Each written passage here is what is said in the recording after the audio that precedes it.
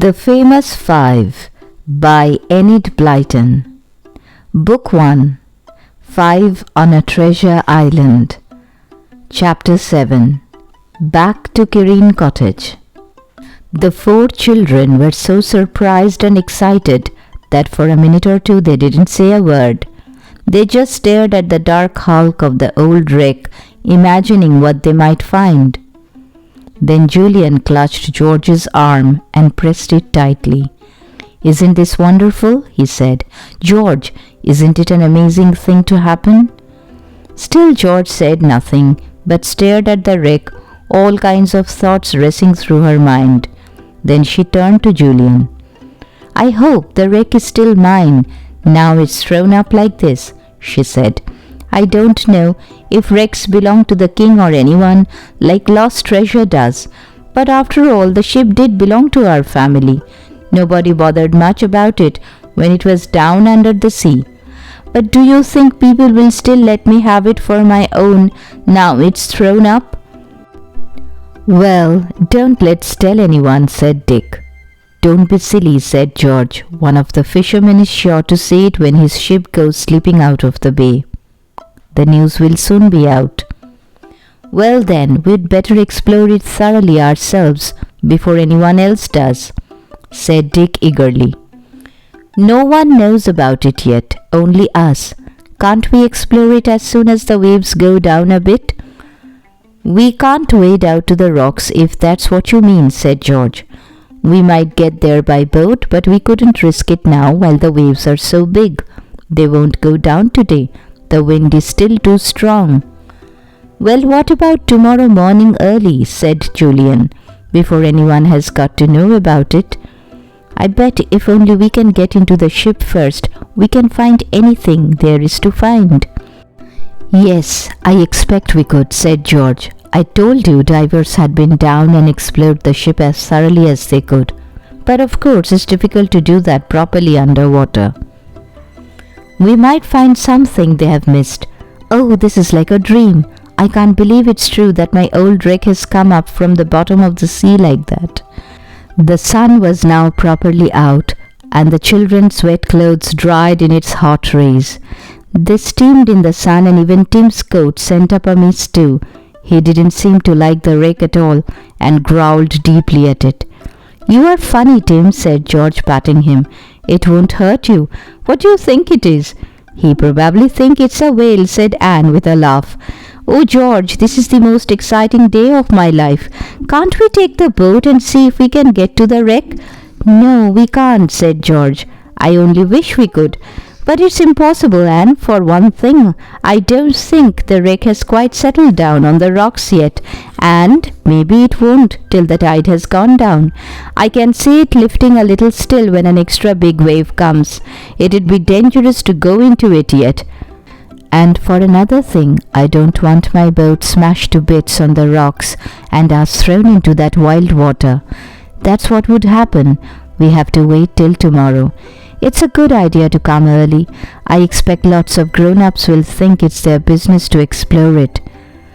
The children watched the old wreck for a little longer and then went all round the island again. It was certainly not very large, but it really was exciting, with its rocky little coast, its quiet inlet where their boat was, the ruined castle, the circling jackdaws, and the scampering rabbits everywhere. "I do love it," said Anne. "I really do. It's just small enough to feel like an island. Most islands are too big to feel like islands. I mean, Britain is an island, but nobody living on it could possibly know that unless they were told. This island really feels like one, because wherever you are, you can see to the other side of it. I love it."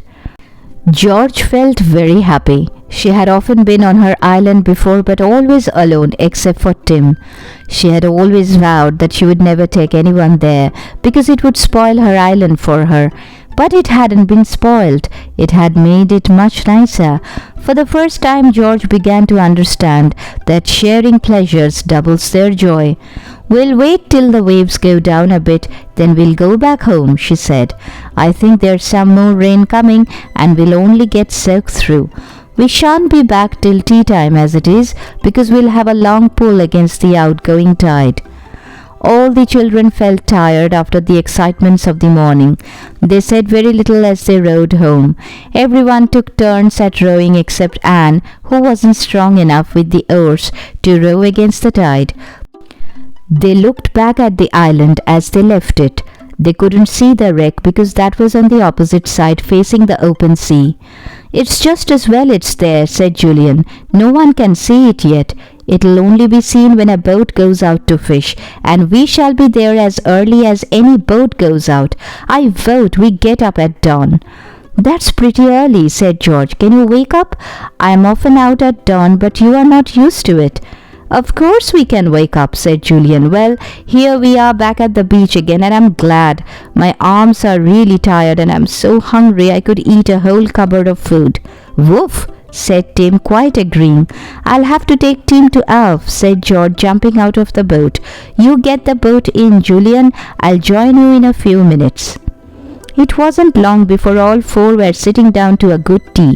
Aunt Fanny had baked new scones for them and had made a ginger cake with black treacle. It was dark brown and sticky to eat. The children finished it all up and said it was the nicest they had ever tasted. "Did you have an exciting day?"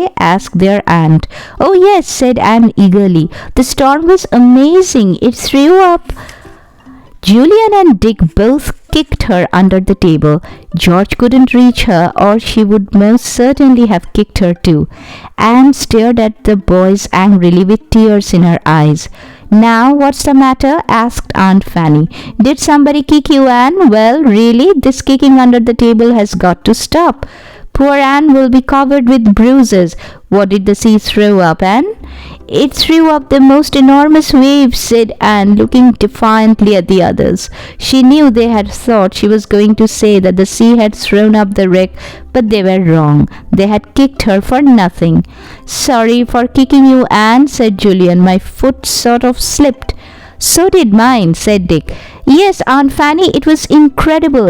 The waves raced up that little inlet on the island, and we had to take our boat almost up to the top of the low cliff there." "I wasn't really afraid of the storm," said Anne. "In fact, I wasn't really as afraid of it as Everyone knew that Anne was going to mention Timothy, and they all interrupted her at once, speaking very loudly. Julian managed to get a kick in again. "Ooh," said Anne. "The rabbits were so tame," said Julian loudly. "We watched the cormorant," said Dick, and George joined in too, talking at the same time. "The jackdaws made such a noise," they said. "Jack, Jack, Jack all the time." "Well, really, you sound like jackdaws yourselves, talking all at once like this," said Aunt Fanny with a laugh. "Now have you all finished? Very well, then go and wash your sticky hands." "Yes, George, I know they're sticky because I made that ginger cake, and you have had 3 slices. Then you had better go and play quietly in the other room, because it's raining and you can't go out. But don't disturb your father, George, he's very busy." The children went to wash. "Idiot," said Julian to Anne, "nearly gave us away twice." "I didn't mean what you thought. I meant the first time," began Anne indignantly. George interrupted her. "I'd rather you gave the secret of the wreck away than my secret about Tim," she said. "You've got a careless tongue." "Yes, I have," said Anne sorrowfully. "I think I'd better not talk at meal times any more. I loved him so much, I just can't seem to help wanting to talk about him." They all went to play in the other room. Julian turned the table upside down with a crash. "We'll play at wrecks," he said. "This is the wreck. Now we are going to explore it." The door flew open and an angry, frowning face looked in. It was George's father. "What was that noise?" he said. "George, did you overturn that table?" "I did," said Julian. "I'm sorry. I forgot you were working." "Any more noise like that and I'll keep you all in tomorrow," said Uncle Quentin. "Georgina, keep your cousins quiet." The door shut and Uncle Quentin went out. The children looked at one another. "Your dad's pretty fierce, isn't he?" said Julian. "I'm sorry I made that noise. I didn't think." "We'd better do something really quiet," said George, "or he'll keep his word, and we'll find ourselves inside tomorrow just when we want to explore the wreck." This was a terrible thought. Anne went to get some cards to play patience with. Julian fetched a book. George picked up a beautiful little boat she was carving out of a piece of wood. Dick lay back on a chair and thought of the exciting wreck. The rain poured down steadily and everyone hoped it would have stopped by the morning.